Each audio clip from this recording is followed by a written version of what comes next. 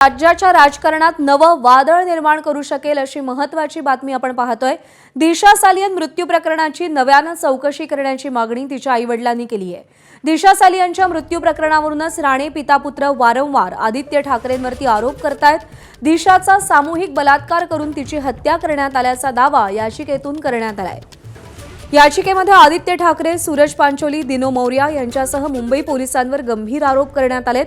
या प्रकरणाचा तपास एनआयए सारख्या संस्थेकडून करण्यात यावा अशी मागणी दिशाच्या आईवडिलांची आहे। समीर वानखेडेंसारख्या अधिकाऱ्याच्या नेतृत्वात तपासाची मागणी करण्यात आली आहे। मुंबई पोलीस आणि माजी महापौर किशोरी पेडणेकर यांनी दिशाभूल करत आपल्यावर दबाव टाकल्याचा या याचिकेतून आरोप करण्यात आलाय। दिशा सालियनच्या मृत्यू प्रकरणी पालकांनी गंभीर आरोप केल्यानंतर त्यांच्या मुंबईतल्या राहत्या घराबाहेर पोलिसांचा बंदोबस्त वाढवण्यात आलाय। दरम्यान कोर्टात दाखल केलेल्या याचिकेवर प्रतिक्रिया देण्यास दिशा सालियनच्या वडिलांनी नकार दिलेला आहे। अधिवेशनात वेगवेगळ्या मुद्द्यावरून विरोधकांनी सरकारला घेरण्याचा प्रयत्न केला। दरम्यान आज दिशा सालियन प्रकरणावरून सभागृहामध्ये गोंधळ होण्याची शक्यता आहे। सत्ताधारी विरोधकांना घेरण्याची शक्यता आहे आणि या संदर्भात अधिक अपडेट जाणून घेऊयात। अभिषेक मुठाळ आपले प्रतिनिधी सध्या आपल्या सोबत आहेत। अभिषेक, काल याचिका दाखल करण्यात आलेली आहे। राज्याच्या राजकारणामध्ये मोठं वादळ निर्माण करणारी ही बातमी आहे। कसे पडसाद उमटताना दिसतील अधिवेशनात? नक्कीच या संदर्भात जर का पाहायचं तर या अगोदरच आपल्याला राजकारण होताना रंगताना पाहायला मिळालेलं आहे। एकूणच दिशा सालियन मृत्यू प्रकरणामध्ये मोठी अपडेट ही म्हणावं लागणार आहे आणि त्यामुळेच कुठेतरी नितेश राणे यांच्याकडनं देखील वारंवार आदित्य ठाकरे यांच्यावर आरोप करताना आपण पाहिलेले आहेत। सोबतच नारायण राणे असतील यांच्याकडनं देखील या संदर्भात अनेक आरोप होताना दिसलेले आणि त्यामुळे कुठेतरी या सगळ्याबाबत आता थेटपणे दिशा सालियन यांच्या वडिलांकडनंच ही याचिका दाखल करण्यात आलेली आहे। एकूणच राजकारणाचा जर का अंग पाहायचा तर भाजपकडनं अगोदरपासूनच या संदर्भात कुठेतरी हे प्रकरण लावून धरल्याचं आपल्याला पाहायला मिळतं आहे। यामध्ये कुठेतरी पॉलिटिकल इन्व्हॉल्वमेंट आपल्याला दिसते आहे आणि त्यामुळेच नितेश राणे यांच्याकडनं देखील आदित्य ठाकरे यांच्यावर आरोप करण्यात येत आहे। कुठेतरी त्यांचं मोबाईल जे कनेक्शन असेल, टावर कनेक्शन असेल, ते देखील तपासावे अशा प्रकारच्या मागण्या आपल्याला वारंवार नितेश राणे यांच्याकडनं करताना पाहायला मिळतात। या संदर्भात SIT देखील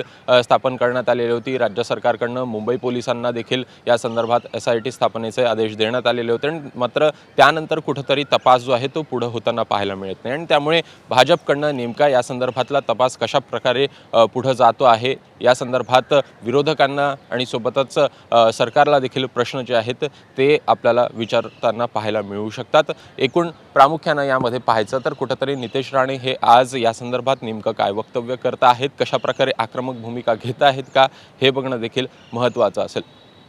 अभिषेक, या सगळ्यामध्ये आणखी एक प्रश्न उपस्थित होतो की आधी दिशाच्या पालकांनी तिचा अपघाती मृत्यू झाल्याचं स्वीकारलं होतं, आता पुन्हा एकदा तिची हत्या झाल्याचा आरोप करतायत, याचिका करतायत, मंत्र्यांवरती आरोप म्हणजे माजी मंत्र्यांवरती आरोप करतायत।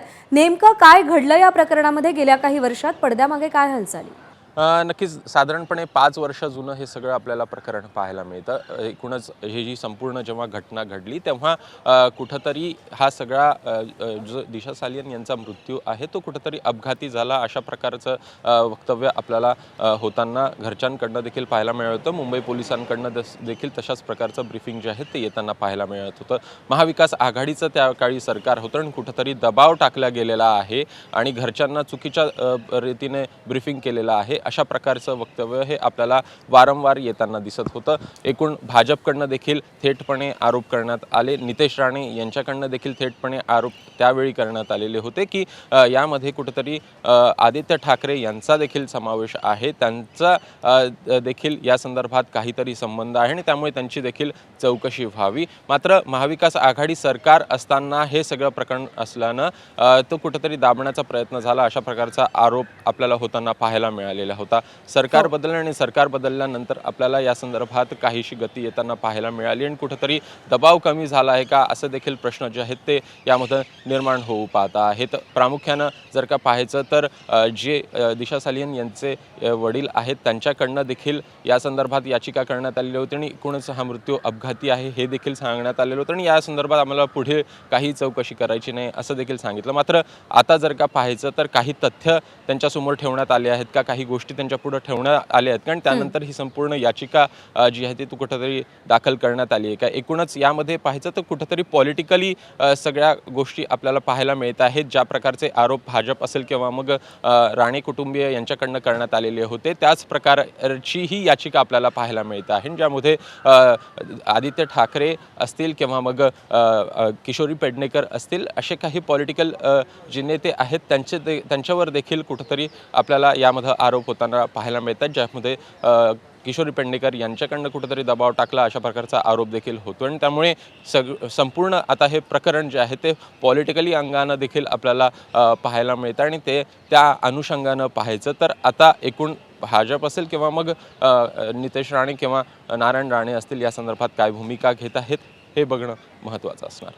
अभिषेक धन्यवाद दिलेल्या सगळ्या सविस्तर माहितीसाठी. एबीपी माझा, उघडा डोळे बघा नीट.